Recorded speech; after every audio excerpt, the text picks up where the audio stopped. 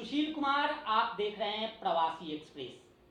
आज हम एक ऐसे शख्स के एक अनोखे किस्से का जिक्र कर रहे हैं जिसे सुनकर आप हैरान रह जाएंगे। वैसे तो इस शख्स का पूरा जीवन किस्सों से भरा हुआ है, लेकिन ये एक अनोखा किस्सा है।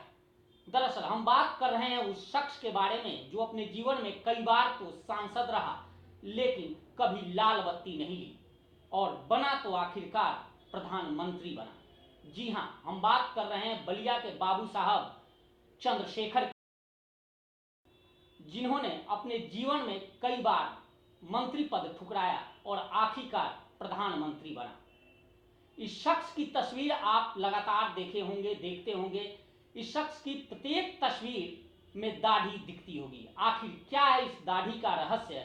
क्या यह मजबूरी है या फिर स्टाइल? इसी बारे में हम आपको बताने जा रहे हैं। पूर्व प्रधानमंत्री चंद्रशेखर के चेहरे पर दाढ़ी आजीवन उनकी पहचान बनी रही।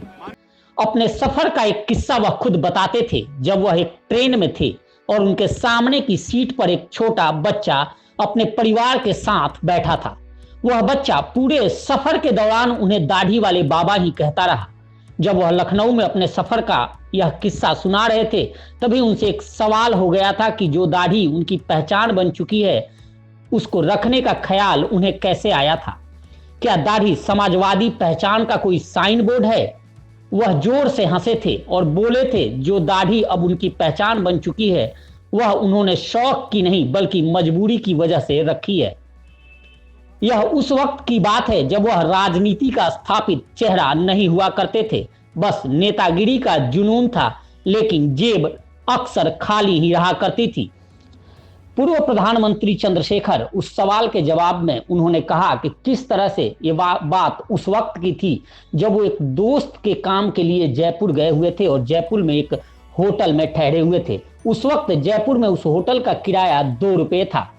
हॉस्टल में रहने की आदत के चलते चंद्रशेखर खुद दाढ़ी नहीं बनाते थे और हॉस्टल में नाई आता था जो सबकी दाढ़ियां बनाता था।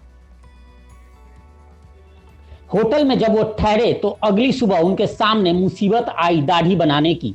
वह दाढ़ी बनवाने के लिए होटल के बाहर निकल कर बहुत देर तक पैदल टहलते रहे कि कोई नाई की दुकान मिल जाए, लेकिन कोई नाई की दुकान नहीं मिली। थक हार कर वह होटल लौट आए। अगले दिन फिर भी कोई नाई की दुकान नहीं दिखी। जब 2 दिनों तक पूर्व प्रधानमंत्री चंद्रशेखर बिना दाढ़ी बनाए होटल में रह लिए तो मन में आया कि जैसे दाढ़ी बनवाने का झंझट रखा ही क्यों जाए। जयपुर से लौटकर जब वो हॉस्टल आए तो अगले दिन दोस्तों ने आवाज लगाई कि नाई आया है, आ जाओ, लेकिन उन्होंने बोल दिया कि अब हम दाढ़ी नहीं बनवानी है।